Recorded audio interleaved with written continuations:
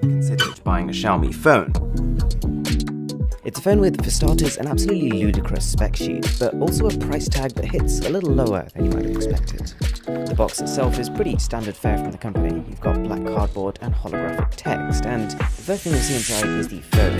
Below it you'll see an insert, which contains a semi-ejectable and a case, which is pretty similar to the standard TV cases you see on every phone, just with a dark tint. There's a USB-C cable and a 30-watt fast charger, which is pretty impressive.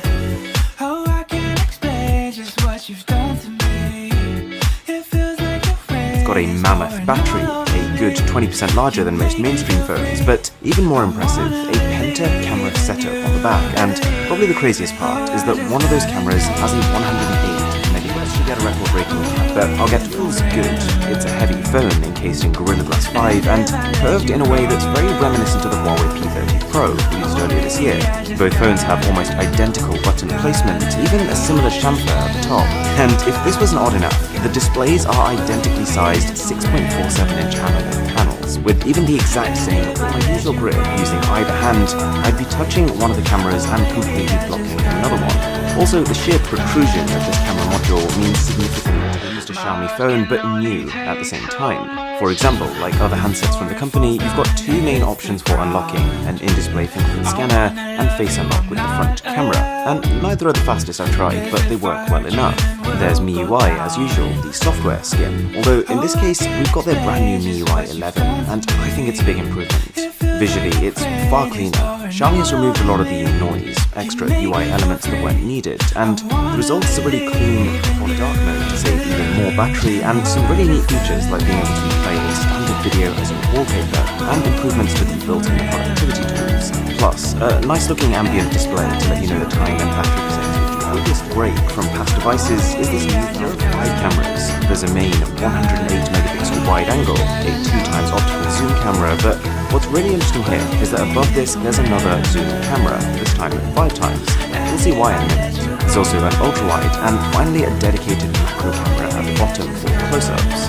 The large main sensor combined with a wide aperture means straight up stunning looking bokeh. Just taking standard photos in the daytime, they look almost consistently cinematic. If you compare to the Galaxy Note 10 Plus, I generally slightly prefer Samsung's warmer colors, and dynamic range on the Galaxy is also a little better, but Xiaomi creates so much natural depth of field, the images look a world apart. For example, this might look like a portrait mode shot. It's not. Standard main camera. And I haven't even got to the detail yet. It's phenomenal, there's no other way to put it. Side by side with, again, the Samsung Galaxy Note 10 Plus, Samsung is completely blown out of the water.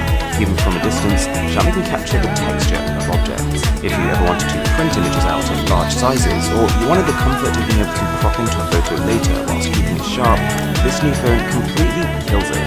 Although, you could say that things like dynamic range are actually more important for most people who will just be using these photos for social media posts where they're going to be heavily compressed anyways. This one's up to you. What I can say though is that the power of this sensor even extends to video quality. It is DSLR-like in a way that I've never seen on a smartphone before. I wouldn't say it's as consistent if you start switching lenses of sheer excellence, for which this might just be the #1 camera system on a phone right now.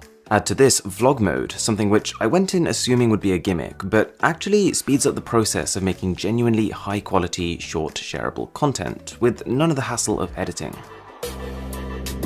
Also, just generally when you're zooming in for a photo, if you've just got a 5x lens, you'll find the quality of your shot will slowly deteriorate as you zoom in until you hit 5x, and then it will jump again as your phone switches lenses. The Mi Note 10 evens this out, much more uniform quality throughout the zoom range. You can go all the way to 50x zoom, but because the actual resolution of this telephoto camera isn't that high, I wouldn't recommend going past 10x. Also, if you factor in the full array of cameras on this phone, you've got quite possibly the most flexible system ever. You can capture everything from sweeping landscapes with the ultrawide, to distant objects with the telephoto, to ones that are literally right in front of you using the macro. And even this is pretty good. I wasn't expecting much. I've seen a lot of low-grade macro cameras on phones before, but the Mi Note 10's does its job.